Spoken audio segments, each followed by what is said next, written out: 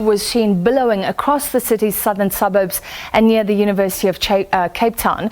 Choppers have been trying to water bomb the blaze. Firefighters have been battling this since around 9 o'clock this morning. Now this afternoon, the University of Cape Town confirming that all UCT students had been evacuated from campus by emergency services support staff.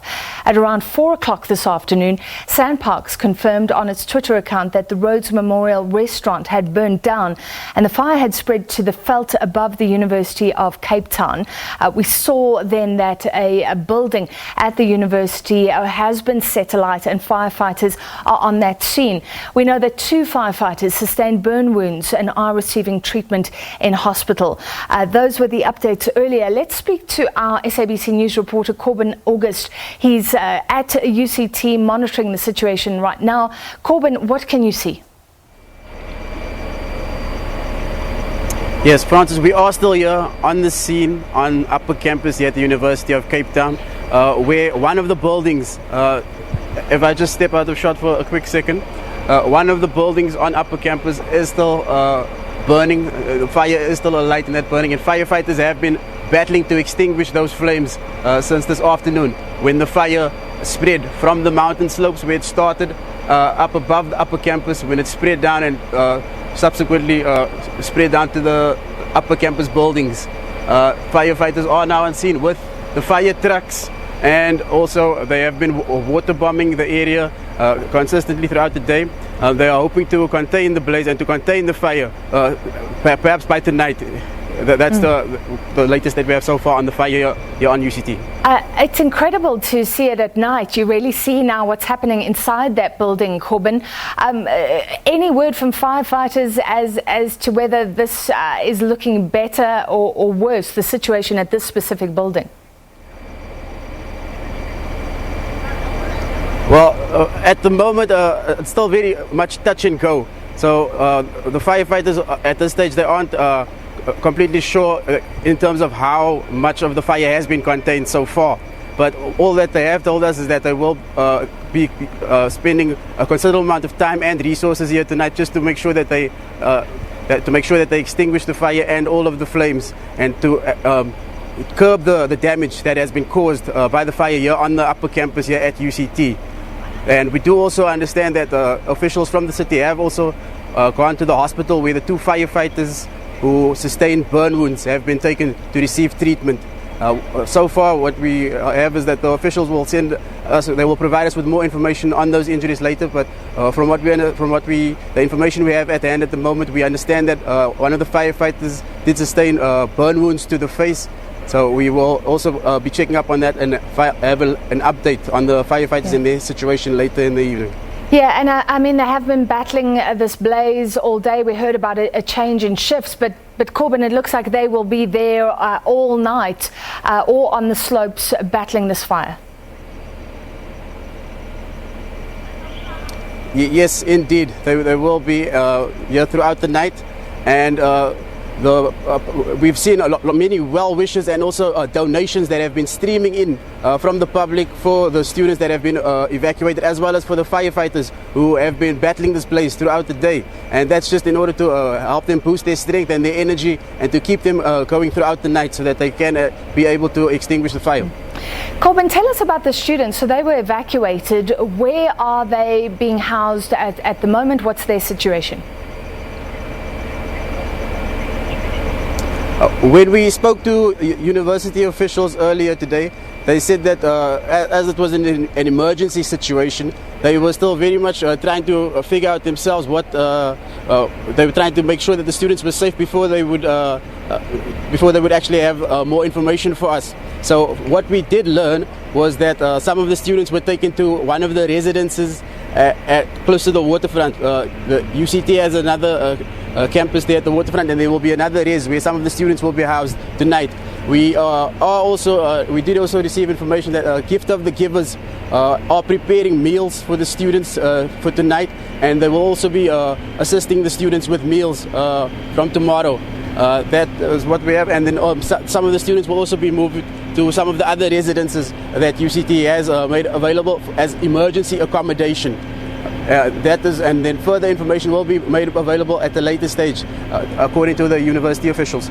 All right, thank you for that update. A reporter on the scene on the UCT campus, Corbin August. Now, stakeholders were at a meeting this afternoon on how to deal with the UCT fire. Prins is Table Mountain National Park Fire Manager. He joins us now. Mr. Prins, thank you so much. Firstly, how dangerous is the situation right now? Hi, good evening. Yes, we've been fighting this fire since this morning, around about 9 o'clock when this fire was reported to us. So we immediately dispatched our crews.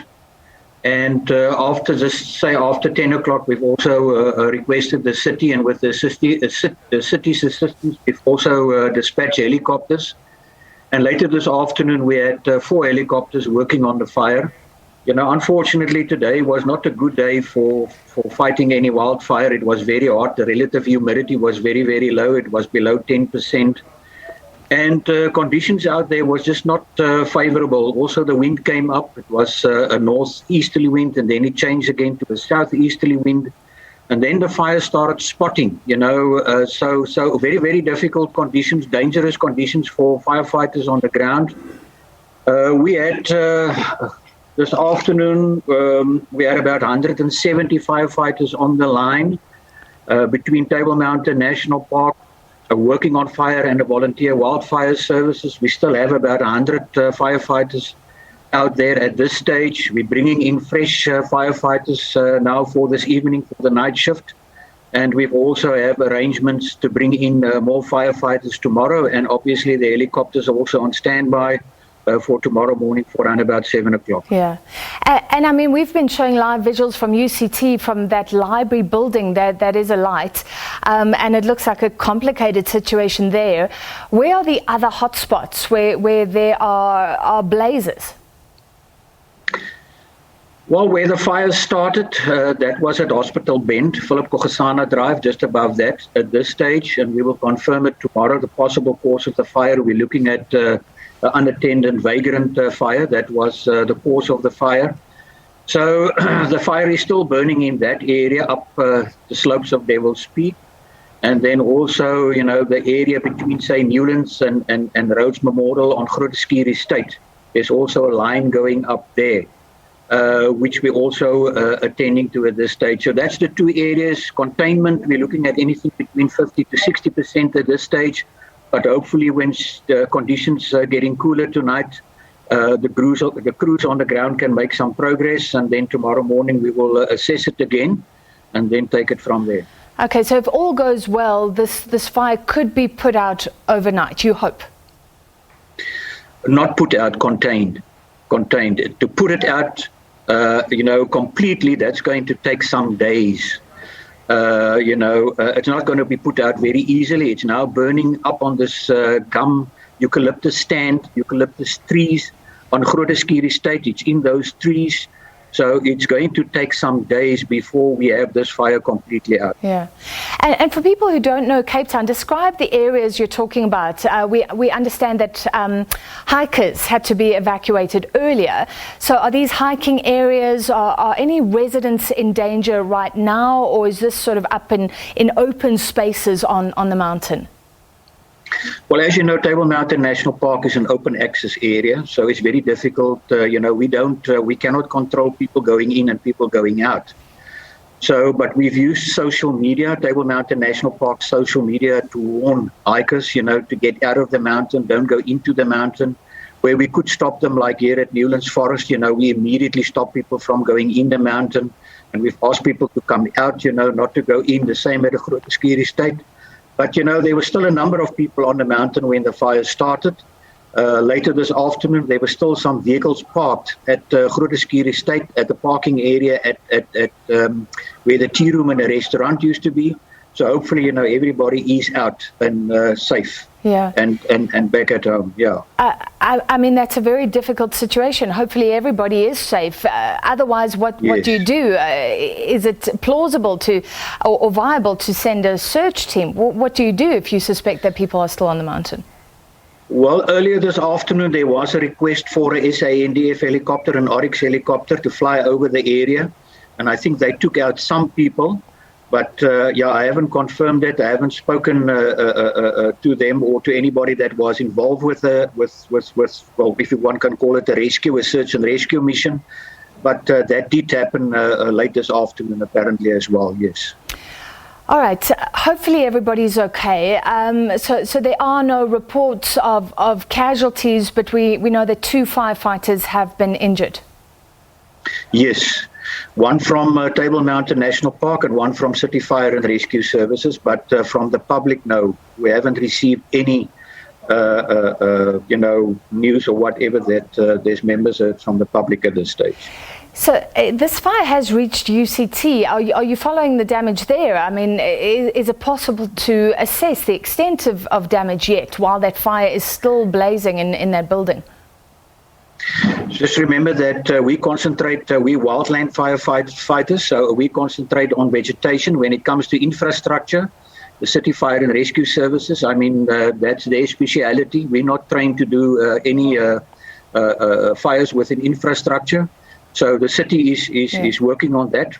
But yeah, that fire, the problem here was the fire spread very, very quickly, and it spread in those. And once it got into all those pine trees, for people that know the area, there's a lot of pine trees, old pine trees on the Grooteskier estate. Also the back of the university, there's a lot of pine trees there. And the problem was that fire got into the pine trees, and with the wind, it was embers. And most of the buildings, the damage to these buildings was because of burning embers. Yeah, and we know that that Rhodes Memorial Restaurant, part of that was gutted.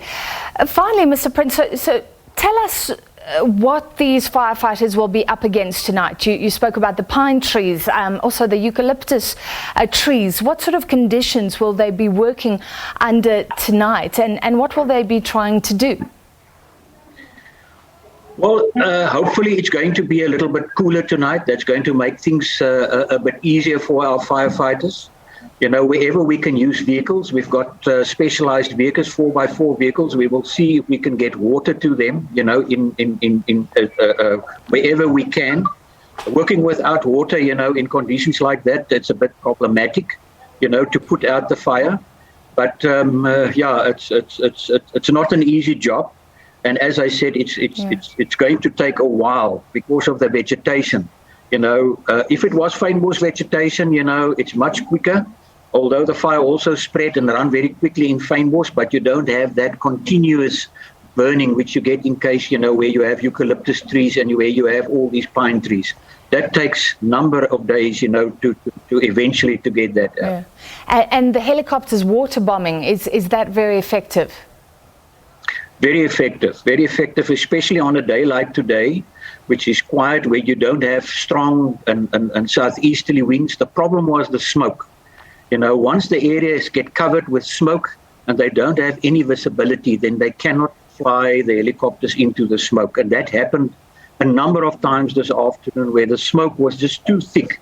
You know, we fly helicopters and we also have what we call the spotter plane above the helicopters, which is the control and command, and he looks out for the helicopters.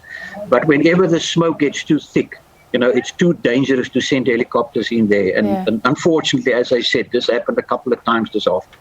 And I mean, this is the final question. I said that earlier, but what about, I mean, should Cape Town residents be feeling a little bit relieved here? We heard from Western Cape that if there had been strong winds today, it could have been worse. Do you concur? Definitely.